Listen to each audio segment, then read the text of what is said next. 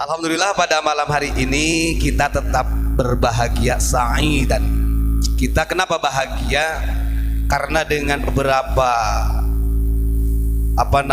media, baik itu dari MUI yang berfatwa ataupun siapalah yang istilahnya bersikeras untuk menyesatkan unik, bersikeras untuk menyesatkan ulin nuril islamil qayyidi. Tapi saya katakan orang-orang seperti itu justru mereka adalah pendusta, mereka ini adalah pembohong. Barusan saja saya ini dapat ada berita, saya sebutin ini dari detik Jatim, detik.com Jatim, yang mungkin mewawancarai dari salah satu MUI yang ada di wilayah Malang. Kemudian orang MUI tersebut mengatakan ada 10 poin ajaran itu yang menyimpang di pesantren unik gitu, kata dia. Dan kebetulan yang mengirim kepada saya ini adalah salah satu Posta Malang, artinya orang BIN. Gak apa-apa lah nanti disebut orang intelijen hitam, kayak terserah, karap-karap mula itu mah. Wong nanti juga di take down sendiri itu, channelnya hilang tuh. Saya bilang begini, kalau begini tidak objektif MUI itu. Ketika kita kasih penjelasan beberapa minggu yang lalu, MUI Dampit mewakili dari MUI Malang, karena disuruh, bahkan kita tawarkan, coba selain yang ada di media sosial, apalagi yang dititipin oleh MUI Pusat mengenai tentang poin-poin kesesatan unik. Oh udah gak ada lagi, itu asli, udah gak ada lagi katanya, saksinya banyak. Maka ketika ada salah satu dari MUI Pusat yang mengatakan ini ada premingan, saya gak paham maksudnya premingan apa gitu. Oh kenyataannya begitu kok. Bahkan saya tantang, kalau ajaran unik sesat silakan tuh, ada ratusan kitab di museum ini, satu saja kalau ada ajaran kitab kuning yang bukan Ahlussunnah wal Jamaah An-Nahdiyah, silakan bubarkan pesantren. Kita tantang begitu kok. Gak berani. Nah ini kan khawatirnya yang dikatakan itu adalah sebagai mewakili lembaga Majelis Ulama Indonesia. Selama ini kemana saja? Orang pesantren unik dari dulu itu sudah syiar sejak lama, bahkan di media ini bukan kali ini saja. Artinya ini ada indikasi, kalau menurut saya ada indikasi yang berafiliasi, begitulah. Itu gak bisa dibohongin, gitu ya. Terus kalau mau objektif, kenapa Majelis Ulama Indonesia yang padahal sekarang itu betul-betul ada sesuatu yang sangat krusial lah, yang menjadikan umat resah, kenapa MUI diam? Tidak mau mengambil sikap tentang apa itu? Polemik nasab. Loh, kenapa diam? Kan begitu pertanyaannya Pak. Ada apa? Pemalsuan sejarah dan lain sebagainya. Kenapa MUI diam? Padahal pondok pesantren unik dari dulu kita ini meluruskan sejarah. Saya sering mengatakan ketika orang rame-rame berdemo Jam'iyah Monaslimin yang mau menggagalkan pelantikan Jokowi dari tahun 2019, dan kita ini seringkali mengundang MUI loh kalau pas acara di pesantren, termasuk acara seminar urgensi rekonsiliasi pasca pemilu 2019, yoga datang. Ustadz Ubat, ketidakhadiran mereka terus terang kita buka karena Ustadz Ubat buka dulu ya, kita OCI lah soal monggo.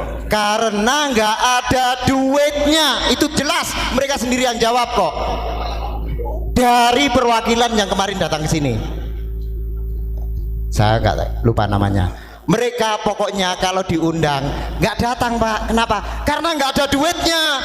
Dengar tuh, itu orang kamu sendiri yang ngomong, yang kamu suruh datang ke pondok, jawabannya seperti itu. Ayo viralkan. MUI nggak mau datang kalau nggak ada duitnya. Orang kamu sendiri yang ngomong di Pondok Unik. Rekamannya masih ada. Jelas. Oke, lanjut Ustaz Tuban.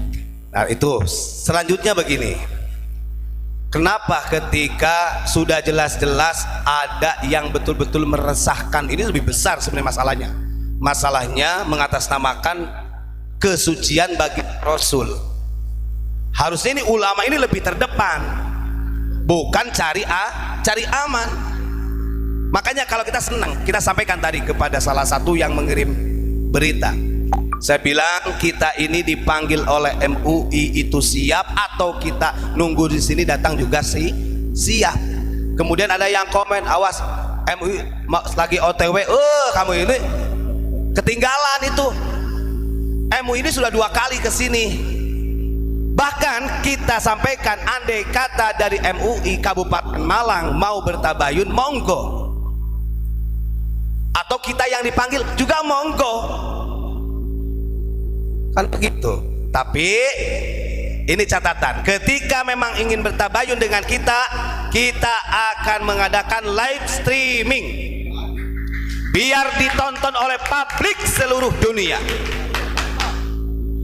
Bahkan ada beberapa yang pernah saya sampaikan ke media ketika datang ke sini. Ini saya bocorkan nih. Ngapunten Mas, saya bilang jenengan dari tadi mengintervensi kita dengan opini-opini media yang mengatakan ABCD macam-macam. Sekarang saya begini, jenengan mau gak mengupload atau meng-up berita ini? Kita punya data, punya manuskrip tentang pengkhianatan Utsman bin Yahya ketika geger Cilegon. Apa jawabnya mereka? Aduh, kita gak berani, itu harus ngomong dulu kepada di redaksinya. Kan begitu. Apakah itu adil? Tidak. Saya sering katakan, wah berarti ini memang orang berjuang kalah dengan orang yang beruang. Ini lab ya. Dan kita loh nggak ada kepentingan. Mau orang mengatakan Unik itu dibiayai oleh pemerintah kek, dibiayai oleh orang-orang besar kek, pret itu. Sampai dini hari itu ya, beras saja masih ngutang, betul itu. Itu catatan. Terus satu terakhir, saya ingin menyampaikan, kalau sikap kemudian ada orang yang menfatwakan sesuatu itu sesat tanpa mengetahui kebenarannya, kemarin sudah saya sampaikan, ini kata baginda Rasul, min a'zamil fariyah, ini bagian kebohongan terbesar, fitnah terbesar. Wajar ketika Pak Mujib mengatakan MUI sendiri yang sesat, karena ini diibaratkan orang yang mimpi, Pak. Ada 3 kata Rasulullah, fitnah yang besar, kebohongan yang besar. 1, ayyabtariya ar-rajulu ala ainaihi yaqulu ra'aitu wa lam yara. Ketika ada seorang ulama, kita sebut ulama saja di sini, andai kata, kemudian dia berfatwa mengatakan, saya melihat si A ini sesat, saya melihat, bahkan ada yang mengatakan si Gufron, begitu kan, Unik ini ajarannya sesat, tapi dia tidak datang ke sini tanpa mengetahui lebih dalam bagaimana pendidikan di pesantren. Di sini dijelaskan, walam yaro yakni fil manam. Ini gak jauh beda sebenarnya. Ibarat orang yang mimpi dengan Rasulullah dalam keadaan tidur, cerita, Gus saya mimpi dengan Rasulullah, bila dia tidur. Coba, tidak bisa dijadikan hukum itu, kan begitu. Berarti ini adalah min a'zamil fariyah. 1. Yang kedua, fitnah yang besar, bahkan yang menjadi fitnah akhir zaman, menjadi kebohongan yang besar, itu adalah ayyaftariya ala walidai fayadda'a ila ghairi abi.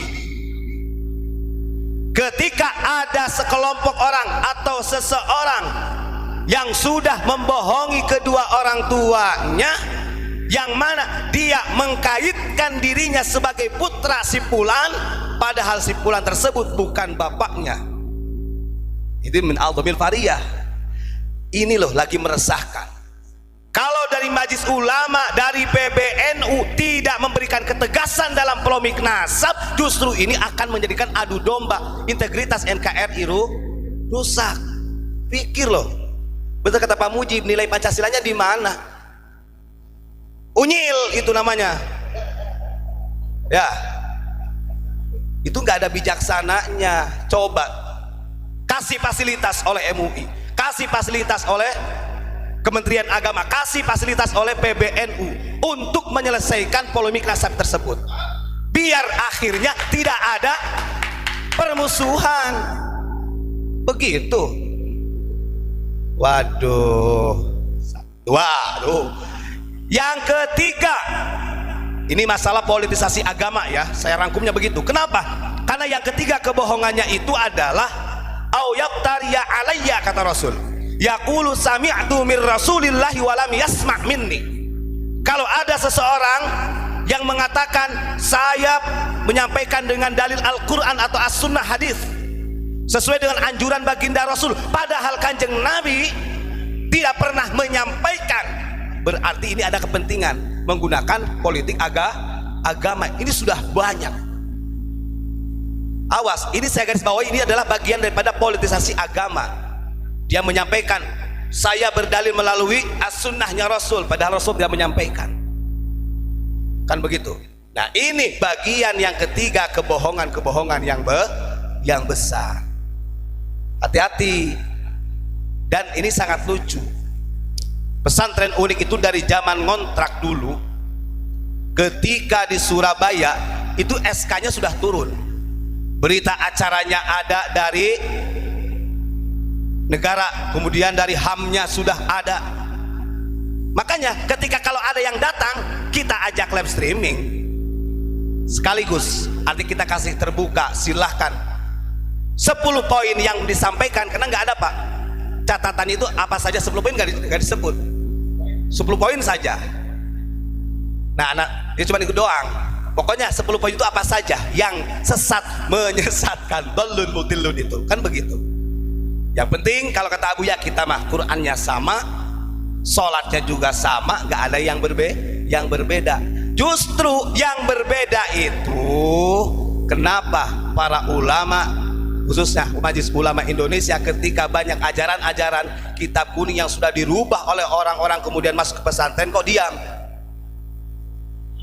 Mereka ikut gak meneliti kitab-kitab kuning yang sudah ditahrif oleh Wahabi? Kenapa diam? Oknum. Wah, wallahu alam itu Pak ya. Kita ini juga meneliti dari beberapa kitab yang sudah dirubah oleh faham-faham yang radikalisme.